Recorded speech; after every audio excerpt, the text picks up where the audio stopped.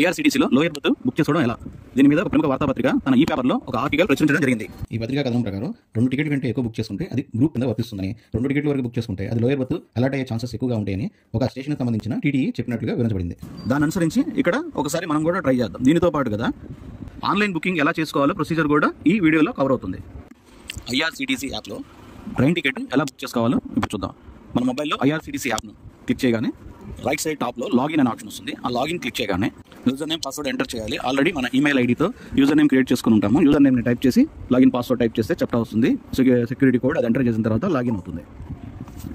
Left side టాప్లో train అనే symbol ఉంటుంది. ఆ ట్రైన్ మీద క్లిక్ చేయగానే బుక్ టికెట్ అనే ఆప్షన్ వస్తుంది. ఈ బుక్ టికెట్లో ఫ్రమ్ టు ఎక్కడి నుంచి ఎక్కడికి వెళ్ళాలో డీటెయిల్గా అక్కడ అడుగుతుంది. సో ఎక్కడి నుంచి వెళ్ళాలో మనం అక్కడ నేమ్ టైప్ చేస్తే స్టేషన్ కోడ్ వస్తుంది. ఆ నేమ్ టైప్ చేసి సెలెక్ట్ చేసుకోవాలి. వెళ్ళాల్సిన చోటు కూడా నేమ్ టైప్ చేయాలి. సో ఇక్కడ నేను తెనాలి టు తిరుపతి జర్నీ కోసం సెర్చ్ చేస్తున్నాను. తెనాలి టు తిరుపతి చేస్తే TEL TPYT.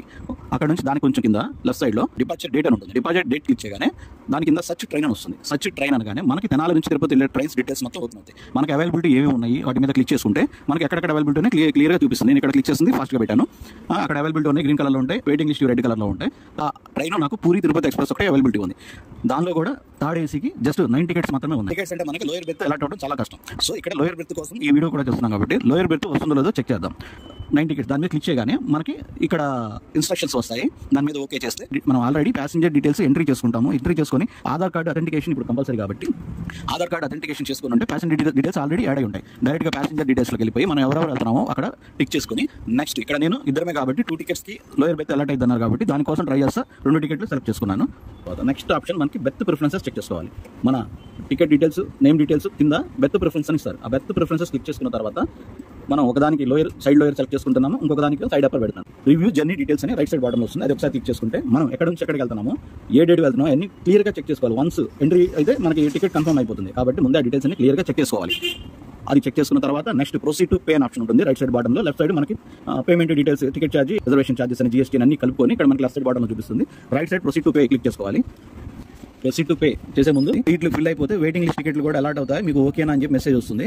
మనం ఎస్ ఆర్ నో ఎస్ఏ మ్యాక్సిమం క్లిక్ చేస్తాం. ఆల్రెడీ మనం అలాట్ చేస్తున్నాం కాబట్టి ఎస్ క్లిక్ చేస్తాం. మన కన్ఫర్మేషన్ కావాలి కాబట్టి ఎస్ఏ క్లిక్ చేస్తాం.